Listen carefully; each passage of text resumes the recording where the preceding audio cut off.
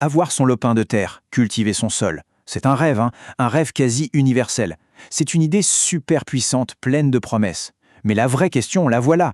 Comment on fait pour que ce rêve devienne une réalité? Une réalité bien concrète et surtout bien sécurisée. Parce que derrière ce désir, il y a des motivations vraiment profondes. On parle de construire un héritage, peut-être de viser l'autosuffisance, ou juste de se reconnecter à la nature. Clairement, ce n'est pas juste un investissement financier, non, c'est un vrai projet de vie. Bon, sauf que, entre cette image d'Épinal et la signature chez le notaire, le chemin est souvent semé d'embûches. Le rêve peut très vite se fracasser contre la réalité, des arnaques, des complications juridiques sans fin, ou pire, un sol qui ne sert à rien. Bref, l'enjeu est super clair. Il faut une méthode, un plan de match. Allez, c'est parti, on plonge dans le vif du sujet. Pour y voir un peu plus clair, on va décortiquer tout ça en 4 grandes phases. Voyez ça comme notre feuille de route, celle qui va nous aider à passer du rêve à l'acte de propriété. Et tout commence là. Vraiment, c'est la phase la plus critique. Avant même d'ouvrir un site d'annonce, le travail de fond, c'est de définir exactement ce qu'on cherche. Alors, qu'est-ce qui fait qu'une terre agricole est bonne ? C'est la question essentielle. Et attention, la réponse va beaucoup plus loin que la jolie vue.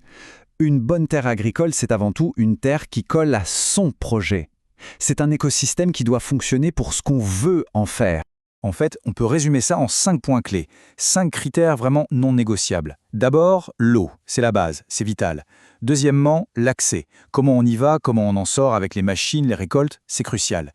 Troisièmement, le sol, bien sûr, c'est le moteur du projet. Ensuite, tout le cadre légal, le zonage, l'historique du terrain, pour pas avoir de mauvaises surprises. Et enfin, le facteur humain. Et oui, les voisins, la communauté locale, parce qu'un projet comme ça ne se fait jamais tout seul dans son coin.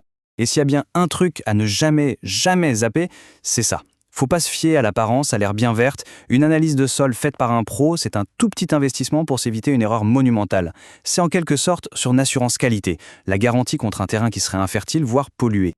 Ok, une fois qu'on sait ce qu'on cherche, la parcelle idéale, l'étape suivante, elle est assez logique. Il faut bien s'entourer. Parce que soyons clairs, analyser un sol, vérifier un zonage, tout ça, on ne le fait pas seul. L'achat d'une terre agricole, c'est vraiment une affaire d'équipe. Et ce qui est intéressant, c'est que le principe de s'entourer d'experts, il est universel. Mais la composition de l'équipe, elle change du tout au tout selon l'endroit. Prenons 2 exemples. D'un côté, on a la France, avec un parcours très formel, notaire, conseiller de la SAFER, labo d'analyse, et de l'autre, un contexte comme celui du Cameroun, où le processus est, disons, hybride. Là, il faut à la fois l'accord du chef de village, qui est le garant de la tradition, et l'expertise technique d'un géomètre ou d'un agronome. Justement, parlons de la SAFER en France. C'est un acteur absolument incontournable. Pour simplifier, on peut la voir comme une sorte de gardien du temple des terres agricoles. Sa mission, c'est quoi? C'est d'assurer la transparence, de favoriser les projets qui tiennent la route et de protéger les terres de la spéculation. En gros, c'est à la fois un guide et un peu le gendarme du marché. Et regardez ce chiffre, moins de 10%. Il est là pour rassurer en fait, parce que le fameux droit de préemption de la SAFER, celui qui peut faire un peu peur, en réalité il est très peu utilisé.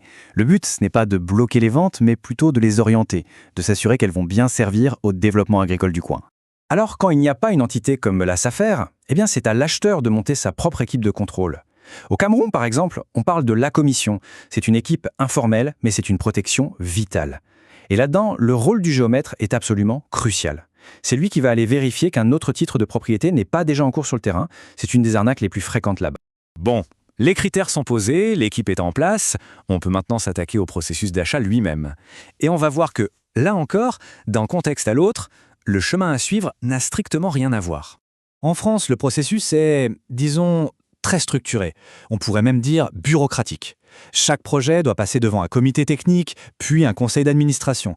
Alors oui, ça peut être long, c'est vrai, mais c'est un peu le prix à payer pour avoir une sécurité juridique qui est maximale. Dans un système hybride, c'est différent. Le processus ressemble plus à une superposition de couches. On a d'abord le niveau traditionnel, la négociation et surtout l'accord indispensable du chef de village. C'est essentiel. Et seulement après vient la couche administrative, avec l'enregistrement officiel auprès de l'État. Chaque étape est une validation et on ne peut en sauter aucune. Petit retour en France avec un outil super puissant pour réduire les risques, le certificat d'urbanisme ou CU. En clair, ça permet de poser la question à la mairie, est-ce que j'ai le droit de faire ça sur ce terrain, et d'avoir une réponse officielle avant de signer quoi que ce soit. C'est vraiment la meilleure façon de blinder son projet en amont. Et on pourrait croire que c'est fini, mais non, l'achat ce n'est pas la ligne d'arrivée. En fait, c'est le vrai point de départ. Quand on signe l'acte, on ouvre un tout nouveau chapitre, celui où il faut sécuriser et valoriser son investissement. Et là encore, que l'obligation soit purement légale ou plus pratique, l'idée de fond reste la même.